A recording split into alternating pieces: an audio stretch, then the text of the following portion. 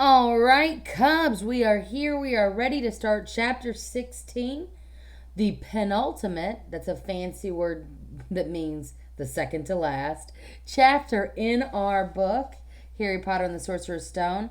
And I just want to share out a couple of the predictions that you made, some of the predictions you made.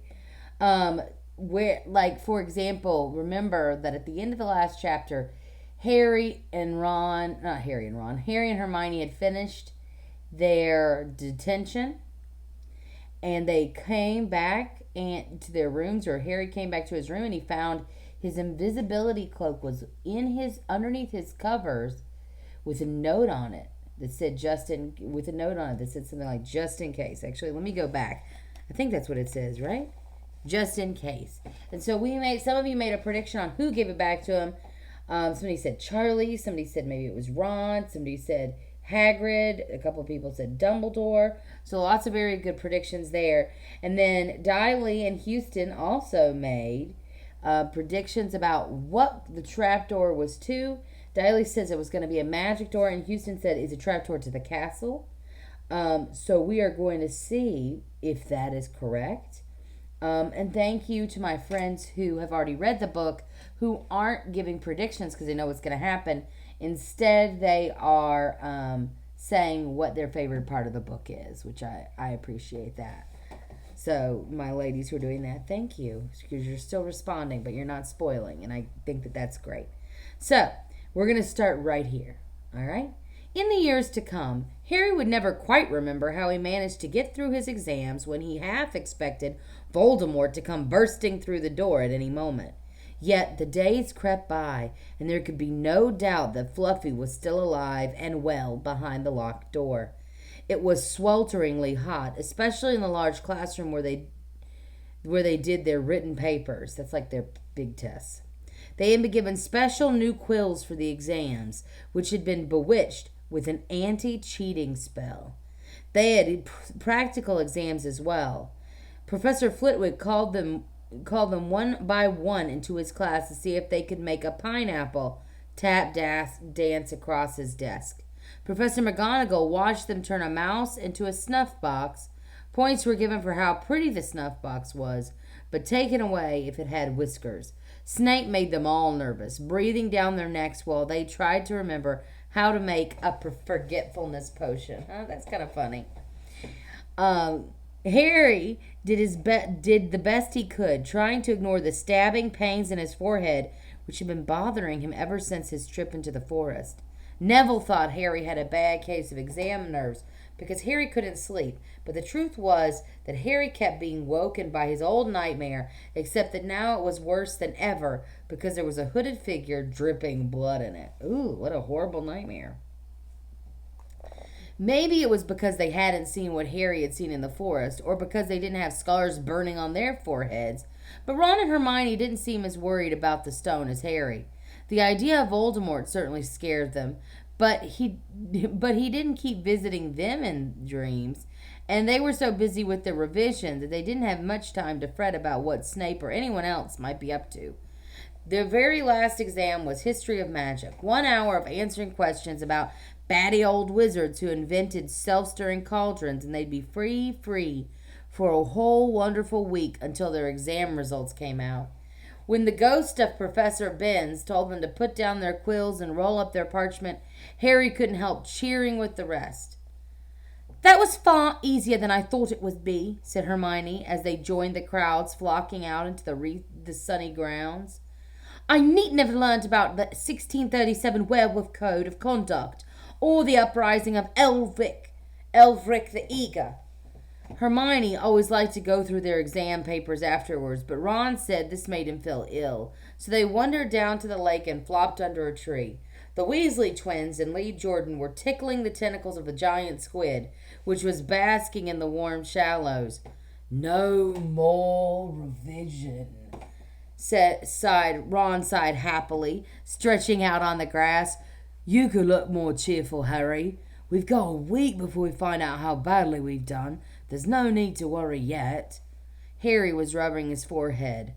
"I wish I knew what this means," he burst out angrily. "My scar keeps hurting. It's happened before, but never as often as this." Go to Madame Pomfrey, Hermione suggested. I'm not ill, said Harry. I think it's a warning. It means danger's coming. Ron couldn't get worked up. It was too hot. Harry, relax. Hermione's right. The stone's safe as long as Dumbledore's around. Anyway, we've never had any proof Snape found out about how to get past Fluffy. He nearly had his leg ripped off once. He's not going to try it again in a hurry. And Neville will play Quidditch for England before Hagrid lets Dumbledore down. Harry nodded, but he couldn't shake off a lurking feeling that there was something he'd forgotten to do, something important. When he tried to explain this, Hermione said, That's just the exams. I woke up last night and was halfway through my Transfiguration notes before I remembered we'd already done that one. Harry was quite sure the unsettled feeling didn't have anything to do with work, though. He watched an owl flutter towards the school across the bright blue sky, a note clamped in its mouth.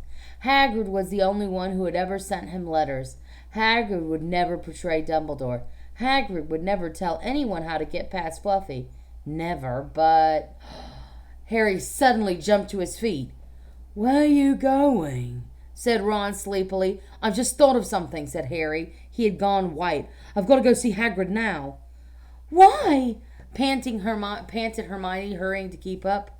Don't you think it's a bit odd, said Harry, scrambling up the grassy slope, that what Hagrid wants more than anything else is a dragon, and a stranger turns up who just happens to have an egg in his pocket? How many people wander around with dragon eggs if it's against the law, if it's against wizard law?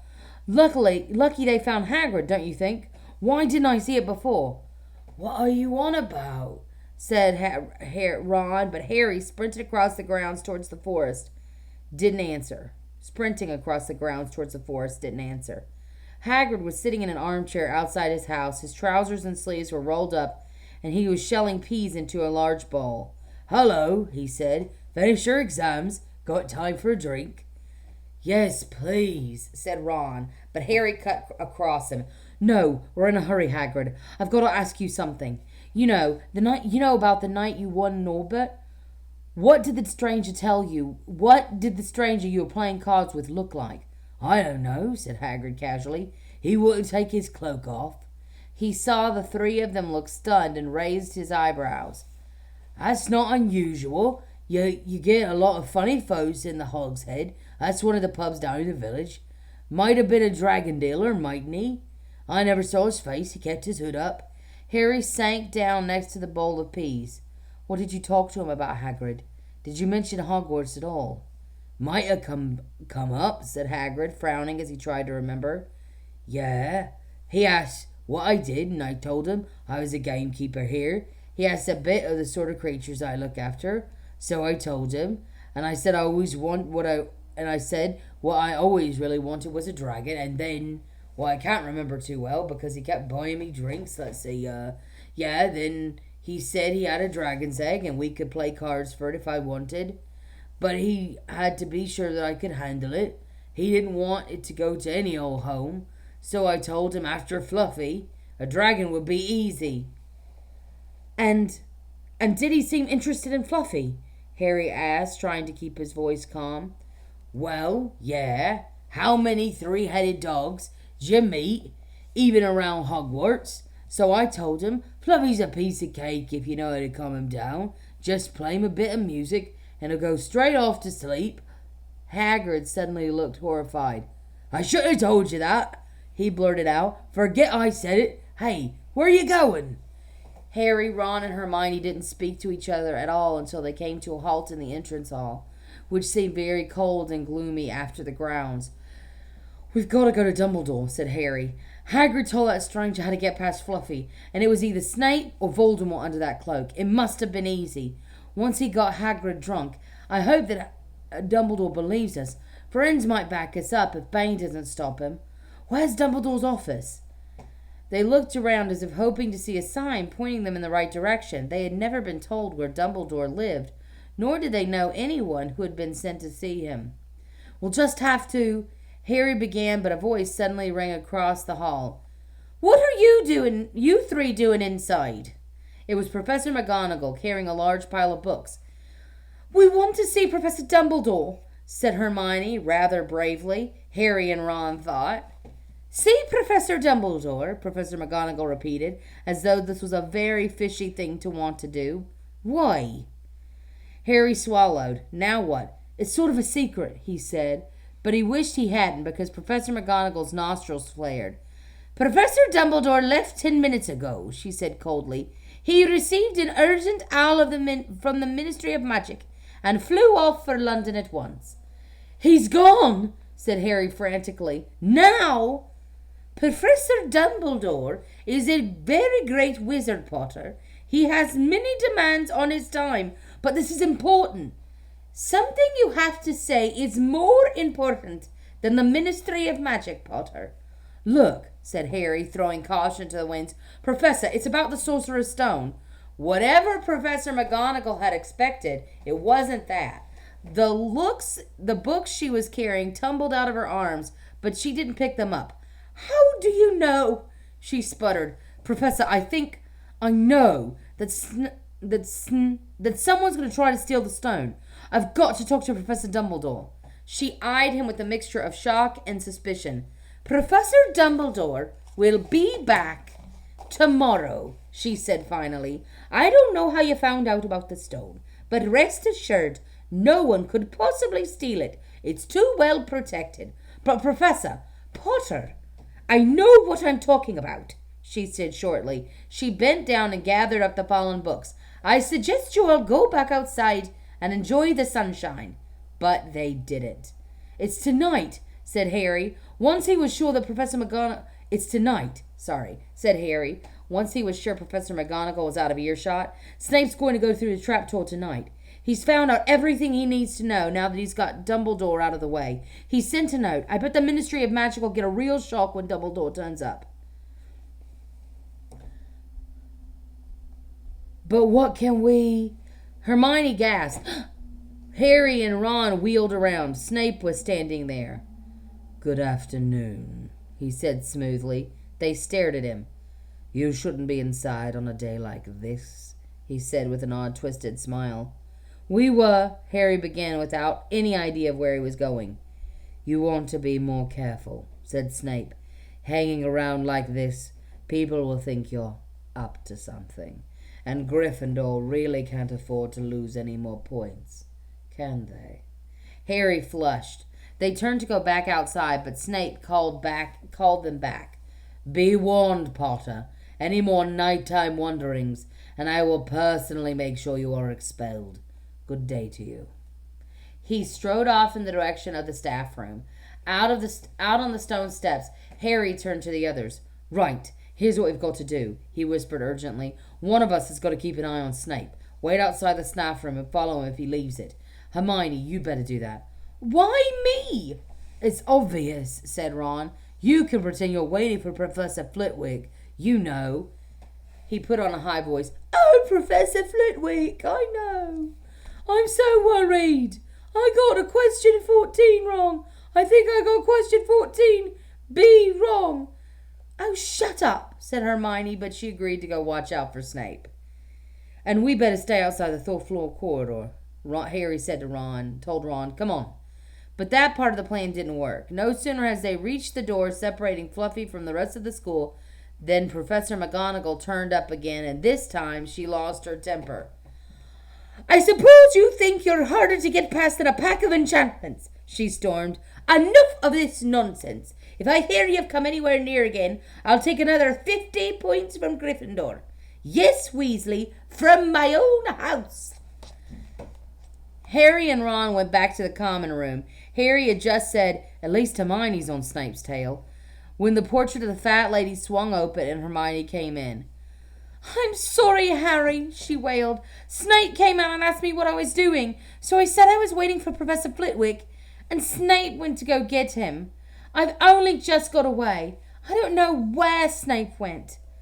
Well, that's it, isn't it? Harry said. The other two stared at him. He was pale and his eyes were glittering. Pause. I want you to think about, why are his eyes glittering? Think about like shiny. Why are his eyes shiny? Probably because he's like trying not to cry, right? Because he's really worried. And why will he be worried? Yeah, if Voldemort gets the stone, what does that mean for Harry? I'm going out of here tonight, and I'm going to try to get to the stone first. You're mad, said Ron. You can't, said Hermione. After what McGonagall and Snape have said, you'll be expelled. So what?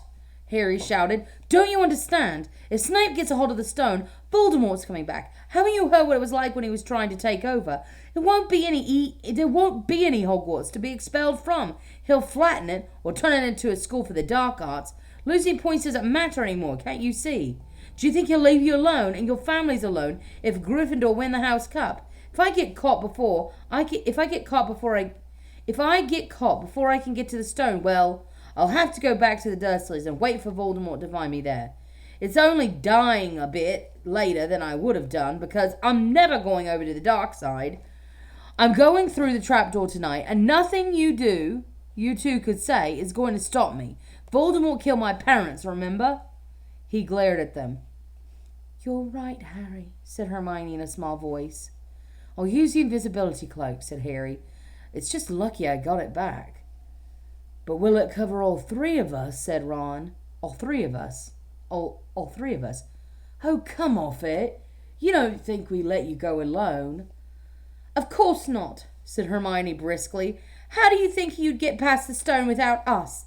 I'd better go and look through my books. There might be something useful. But if we get caught, you two will be expelled too. Not if I can help it, said Hermione grimly. Flitwick told me in secret that I got 112% on his exam. They're not throwing me out after that. And we're going to stop there.